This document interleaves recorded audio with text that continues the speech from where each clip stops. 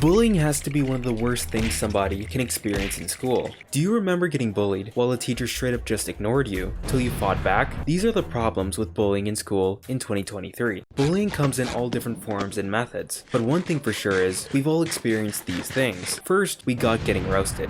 Now, not every time when someone's getting roasted, it's in bad spirit. Sometimes it's just banter between friends, and that's normal for some friend groups. But the other times, some kids just straight up won't like you and will go on major demon time and serve you up burnt like Squidward's cooking, going after everything about you and the way you speak to your hairline. Out of all the ways you could get bullied, depending on the roaster, it's either mid or the worst time of the week you have in that specific class. Then you got the gaslighters, the kids making your life more insufferable than garmadons on a daily basis, who when the teachers look throughout the classroom pretend as if they're not messing with you, but as soon as the teacher turns away, they go right back to being the CEO of menaces. And this was the main tactic that the menaces back in my middle school used against their victims. They had me waiting in the cafeteria every day before school started, watching everyone who came in, hoping that these specific menaces didn't come to school on that day, making my life so much easier. These ones, absolutely terrible. If you encounter one, run as fast as possible. You're in the bad ending. Next are the teachers that are absolutely oblivious to everything that's taking place within their class. Some kid getting roasted and obviously looks and sounds sad, didn't see it. Some kid that's obviously depressed because of their seating chart put them in the middle of a bunch of menaces, didn't care. Some kid gets continuously slapped, producing a sound more loud than the Apple alarm, didn't care. And I understand that the teacher can't see everything, they're only human. But what I can't justify is when the teacher clearly sees what's going on and does absolutely nothing about it, being more useless than the negative money Deborah got that one time. Like, you quite literally see John over there being stressed out, getting violated, not having a good time, and all you just say is, cut it out and go back to doing what you were doing. And that leads to the next thing. They only respond or take action once you or that person getting bullied fights back. And now suddenly, both sides are equally in trouble. Like, what? Look at me right now. Who thought these rules and actions were okay? School being called a prison is supposed to be a joke, not reality. But the worst thing we've all seen, I believe, is when a kid transferred to a different class or school because of bullying. And I've seen this played out in middle school. And there's a story from a middle school we'll get to later. But the menaces from my middle school would never leave this girl alone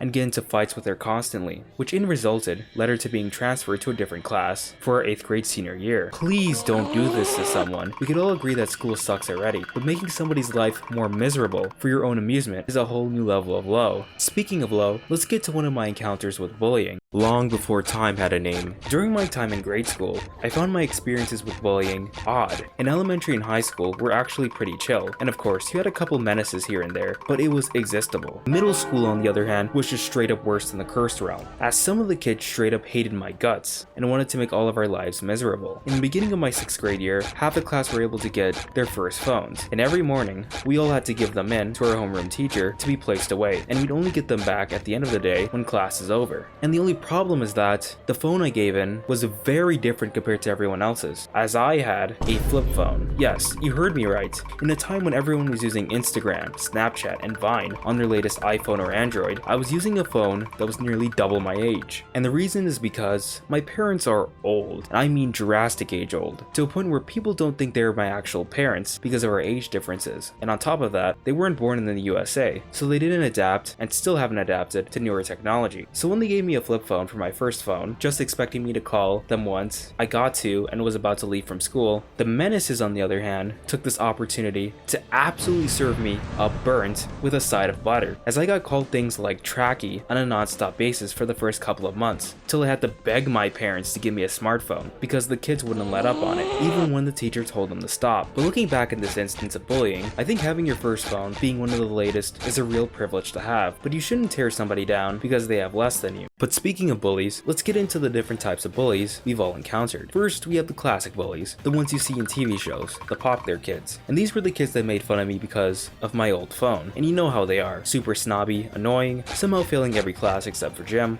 and will most likely be serving you your Whopper with a large fries the next time you see them in 15 years. But the next type of bully takes everything from the classic, minus the popularity, to the extreme, the menace. If you see these kids, run, because they are the most mentally unstable kids on this list. And instead of serving you in the future, the only place you'll find these kids are in a maximum security prison. Because some of the things these kids have done to other kids, not even me, I can't even say on YouTube. It's that bad. Like, these are the types of kids that bully teachers. and I have seen teachers cry after calling the principal and the school staff to help them. Truly the worst. But going from the first to arguably the third worst in terms of their mental health, we have the tough ones. The kids that have more mental trauma than Zuko and feel like they need to take it out on everyone around them. And the excuse they give for the reason why they act like that is because the world is tough. Like, come on, I think we all know that. But I don't think you annoying Patrick every Tuesday and Thursday in math class is making him nor the world a better place. Then we get to the athletic bully. These are only seen in gym class. The kids on any sports team or the tryhards can only get validation from ruining the days of kids who interact with sports equipment as much in a year as they do in a month. The only good thing about this type is when they get humbled, because they never take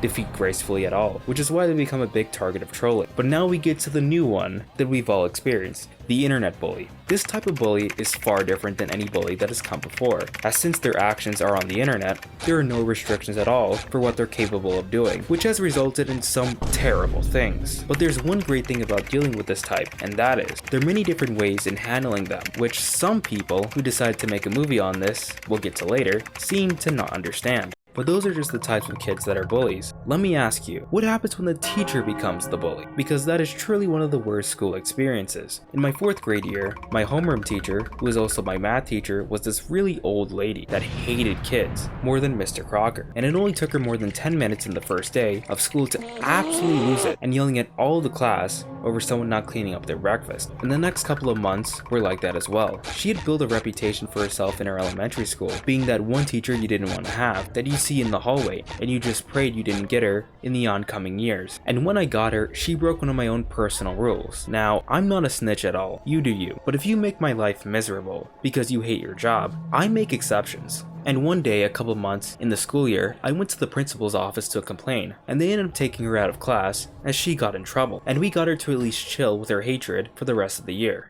We're finally here. This, in my opinion, has to be one of the worst things we all in school had to encounter when dealing with bullying, and it's those cringe anti-bullying PSAs. I am 1000% against bullying and harassment of others. These PSAs that we were forced to sit through, though, probably made bullying worse with the reverse psychology they may bring. First, we have the signs. The bullies don't care about them. It's just another school sign, and they will gladly walk past these signs while in the same breath making kids' lives miserable. But then we have those anti-bullying PSAs, such as movies, like the cyberbullying movie that came out that was just straight up awful, that I know you were forced to watch or will be forced to watch eventually, where it feels like it was written by a bunch of people who don't fundamentally understand how the internet works and disregard actual solutions to internet bullying in the stupidest of ways. Like, you can turn off your device if you need to take a break, since the internet has no filter, or you can make an alt account, or you can set your account to private, use the block button, and so many other things. But none of these were ever presented in these movies as proper solutions, and they ended up ending the movie like a 2000s Disney movie, where the bullied girl becomes the popular girl and everyone just claps. The cringe these movies created was indestructible. How has your experience been like with school bullying? And tell me what you'd like to see next. Consider leaving a like and subscribing if you enjoyed, and I'll see you next time in the sanctuary.